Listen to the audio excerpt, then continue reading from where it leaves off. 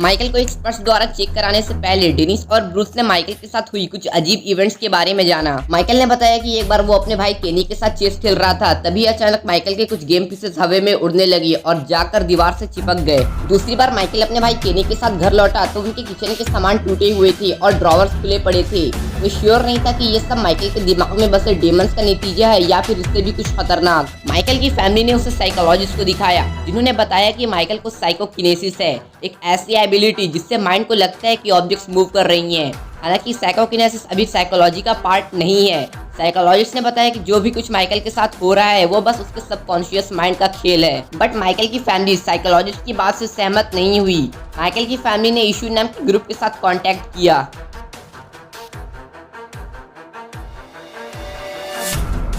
Issue group ने उस घर की जांच करने के लिए अपने लीडर कीथ ओरिमे को उनकी टीम और इलेक्ट्रॉनिक डिवाइसेस के साथ भेजा ताकि वो चेक करे कि उस घर में स्पिरिट एनर्जी है या नहीं। माइकल और घर को इन्वेस्टिगेट करने के बाद ओरिमे ने बताया कि घर में स्पिरिट एनर्जी है और वो माइकल को पोजेस करने के अर्ली स्टेजेस में है। सिचुएशन ओरिमे के कंट्रोल के बाहर थी। उन्होंने माइकल की फैमिली को प्राइस्ट रेवरेंड मकेना से एक्सॉर्सिज्म का रिकमेंडेशन दिया। वेटिकन II द्वारा लाए गए रिफॉर्म को रिजेक्ट करने की वजह से मकेना को रोमन कैथोलिक चर्च से निकाल दिया गया था।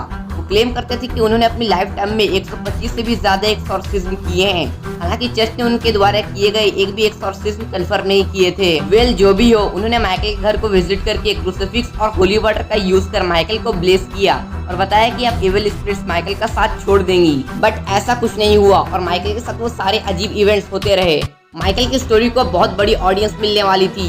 उस टाइम अमेरिका में डॉक्यू ड्रामा शो चलता था, यानी कि टीवी पर आने वाले वैसे शोज जो कि रियल इवेंट्स पर बेस्ड हों। शुरुआत में डॉक्यू ड्रामा में कॉप्स और रेस्क्यू 911 नाम के टीवी शोज चलते थे। बाद में अनसॉल्व्ड मिस्ट्रीज नाम की सीरीज को भी इसमें इंक्लूड कर दिया गया। अनसॉल्व्ड मिस्ट्रीज 15 सीजन तक चला था, जिसमें रियल हॉन्टिंग्स और कुछ रहस्यमय क्रिएचर्स के बारे में लोगों को बताया जाता था। इस सीरीज के प्रोड्यूसर्स हमेशा नए और टेरिफाइंग केसेस की तलाश में रहते थे। इस टाइम उन प्रोड्यूसर्स को माइकल की फैमिली मिली।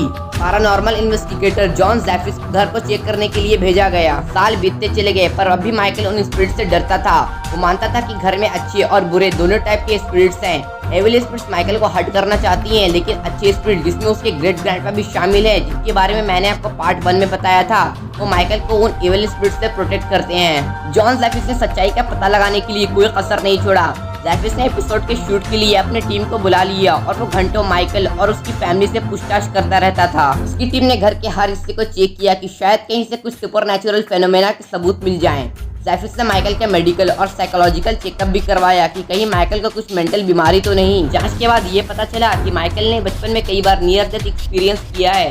ज़ेफिस ने इससे पहले भी नियर डेथ एक्सपीरियंस के कई केसेस देखे थे और उसके अकॉर्डिंग इन चीजों की वजह से एक इंसान बिल्कुल बदल जाता है। ज़ेफिस क्लेम करता था कि माइकल स्पिरिट वर्ल्ड में जाकर आ चुका है और वो अब हमारी दुनिया और अनदेखी दुनिया के बीच एक डोर बन गया है। इसी वजह से माइकल को स्पिरिट्स दिखती हैं। इस सब चीजों को देखकर ऐसा लगता था कि स्पिरिट्स माइकल को पोजेस कर चुकी हैं, लेकिन ज़ेफिस इस बात का इनकार करता था।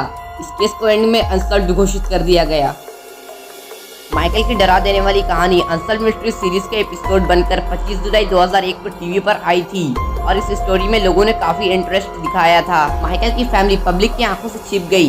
माइकल की मां डेनिस ने एक the other side the true story of a boy who sees ghost नाम की बुक पब्लिश किया। बुक पर अच्छे रिस्पॉन्स आए। अभी माइकल कहाँ है ये तो लोग नहीं जानते। क्या उसके डरा देने वाले स्पिरिट्स के साथ इनकाउंटर खत्म हो गए या अब भी उसे उन स्पिरिट्स द्वारा डराया जाता है? क्या द शैडोमैन अब भी उसके रूम में आता है? ये रहस्य नहीं सुलझ सका।